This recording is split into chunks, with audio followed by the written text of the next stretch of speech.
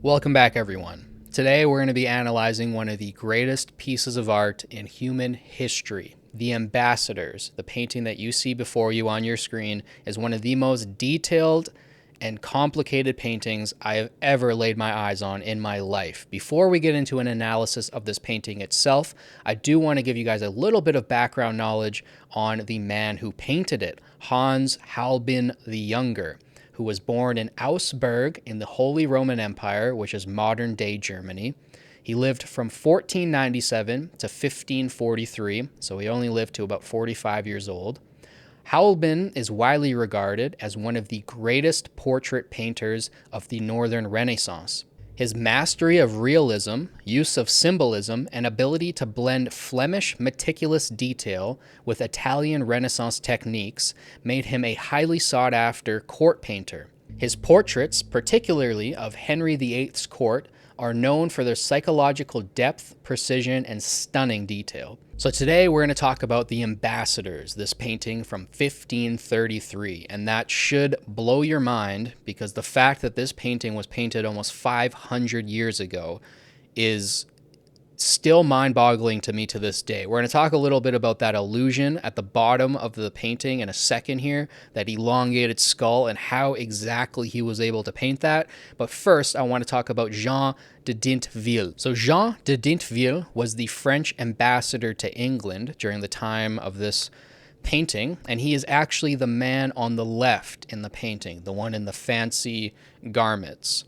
So we have Jean de Dintville on the left there, who was the man who commissioned the painting, and on the right is George de Selve, who was Bishop of Lavoie and also a diplomat at the time. The two of them together symbolize the intersection of political and religious power in the early 16th century. If you look closely to Jean on the left here, his luxurious attire, the pink satin, the fur-lined coat, all of this is symbolism of wealth, power, and status. That's kind of what Jean is supposed to symbolize here on the left. His dagger here also has an inscription on it, which is very difficult to see, but it reveals his age at the time, which was 29 years old, possibly symbolizing the youthful ambitions of diplomacy. His firm stance and slight forward lean show confidence and dominance in political affairs. On the right, we have George de Selve, who, like I said, was Bishop of Lavoie and a religious diplomat. His dark, muted clothing suggests modesty, contemplation, and intellectualism. His reserved posture and hand placement, having his arm leaning there on the book, contrast with Dintville's assertive stance, reinforcing the tension between religious contemplation and political action.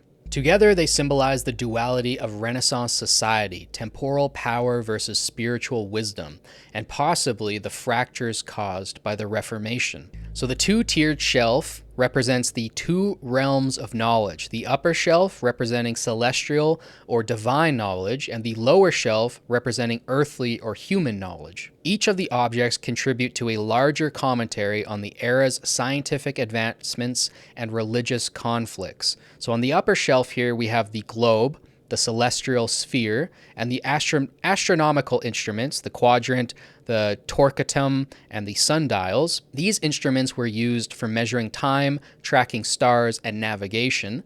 Their inclusion reflects the Renaissance's obsession with exploration, science, and mapping the heavens.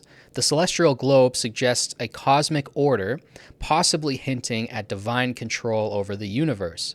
The polyhedral dial, or the sundial here, is a precise instrument used for telling time based on sunlight. It suggests the passage of time and human understanding of the cosmos, whereas the Lutheran calendar marks specific religious feasts and dates based on the Protestant reforms, subtly referencing the ongoing schism in Christianity. It also indicates that Holbein was aware of the religious turmoil caused by Martin Luther's Reformation in 1517.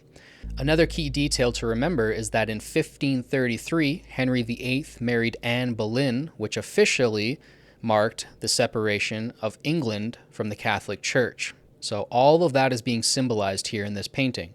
On the lower shelf, we see the earthly realm, music, mathematics, and human achievement. So the first thing we see here is the terrestrial globe. The globe prominently features Europe, including France and England, reinforcing the diplomatic nature of the painting. The next thing we see is a lute with a broken string. Lutes are associated with harmony, but a broken string suggests disruption in this harmony. This is believed to symbolize the discord in the Christian world, a direct reference to the religious conflicts of the Reformation. Some historians also see this as a symbol of personal or political discord between France and England. We also have mathematical and astronomical books here. We have Peter Appian's Arithmetic, which represents the era's intellectual pursuits and human rationality. Peter Appian was a famous mathematician, and including his book suggests the importance of numeracy in both commerce and navigation. This could also symbolize the Renaissance belief in the power of human reason and scientific inquiry. We also see on the bottom shelf a flute book, which is possibly a Lutheran hymn book, we don't know for certain, but a subtle reference to Martin Luther's influence on Protestant music and hymn composition. If this book is indeed a Lutheran hymn book, it reinforces the painting's underlying religious tensions. We also have the set, square, and compass used for measuring and drafting. These tools symbolize precision, order, and Renaissance engineering. They also carry some Masonic connotations, though Freemasonry, as we know it, had not yet been fully developed at this time. In the top left corner of the painting, we see a hidden crucifix, which you might not catch it in your first couple times looking at this painting, but if you really look at that top left corner right there, there is a hidden crucifix. This subtle detail suggests that faith remains present, but is overshadowed by politics, science, and material concerns. Some interpret this as Holbein's commentary on the religious uncertainties of the time, suggesting that while human affairs dominate the foreground, Christianity remains a hidden but eternal force. One more cool detail that I want to mention today before we talk about the skull on the floor is the tiled floor. So the tiled floor is inspired by Westminster Abbey's Cosmati pavement, further linking the painting to English royalty and power.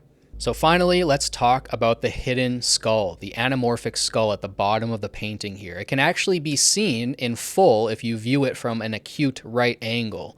And I'll put on an image on screen right now what that kind of looks like. So this forces the viewer to change their perspective, a possible philosophical metaphor suggesting that life's deeper truths require a shift in perspective. I think that that's definitely put in here.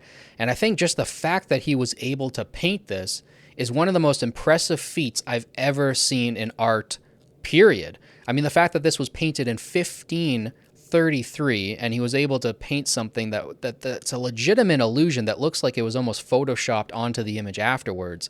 It's absolutely insane he was able to do that. It shows a supreme mastery over geometry and mathematics unlike anything I've ever seen before. The skull also serves as a memento mori, a reminder of death's inevitability, despite wealth, knowledge, and power. Its placement in the foreground forces interaction, drawing attention away from the ambassadors and focusing on morality. Holbein likely used anamorphic projection, a mathematical technique in which an image is stretched or skewed so that it only appears correctly from a specific angle. The skull was probably painted normally on a separate grid, then mathematically distorted to appear warped on the final canvas. This technique reflects Holbein's mastery of optics, geometry, and perspective, influenced by Leonardo da Vinci's studies.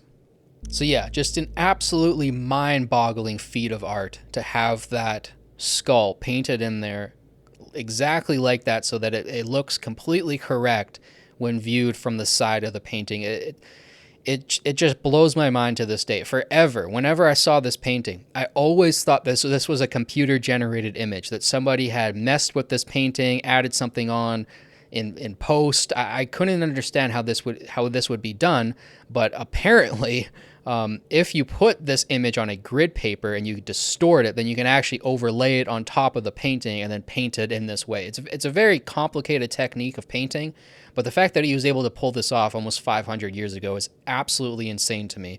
And then you layer on all the levels all the levels of symbolism from the upper shelf to the lower shelves, showing celestial and terrestrial knowledge. You, of course, have the two men in the painting, Jean de Dintville on the left there, who's a French nobleman, right, representing the luxurious lifestyle, wealth, power, status, all of those things. And then you, of course, have George de Selve here on the right, who represents religion. He represents modesty, contemplation, intellectualism. And I think it's just so cool how this painting can express the rift caused by the Reformation in Europe and the rift caused by the Renaissance, this new obsession with science and what's conscious, what's material, what's rational.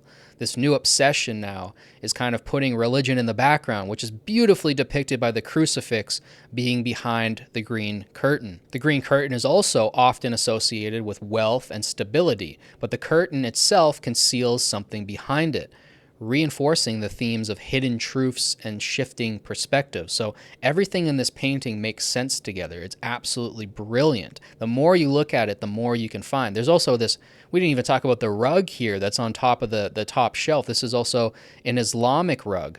The intricately woven rug reflects the global trade routes and cultural exchanges of the time. Overall, I think this painting celebrates Renaissance learning while simultaneously warning of its limitations in the face of death, represented by the skull. It reflects the fragile balance of power and religious tensions in the 16th century Europe. The skull also forces viewers to shift their perspective, mirroring how political and religious truths are not always as they seem or immediately clear. So I think this is one of the most fantastic paintings I've ever had the privilege to lay my eyes on in my life. And I just wanted to take today to share that love and appreciation with you guys and hopefully take apart some of the finer details that are hidden within this magnificent image, and hopefully I connected you guys a little bit deeper to it. So this is a fantastic piece of art, and I'm going to do more art analysis videos on this channel in the near future. If you guys have any suggestions on which painting I should cover next, definitely let me know down below in the comments. So yeah, I hope I was able to inspire you guys to go onto WikiArt yourself and gaze around, look at some beautiful paintings, take some time to look at them.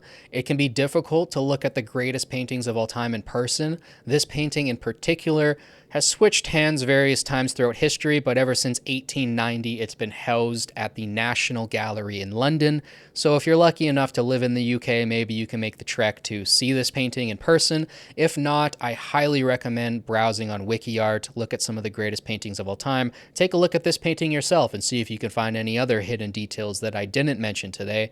And yeah, I just want to spread the love for art out there with the world. So if you guys like this video, don't forget to like, subscribe, share with your friends to help boost this channel and the algorithm. Thank you guys so much for watching. As always, it means the world to me. I'll catch you guys in the next one. Peace.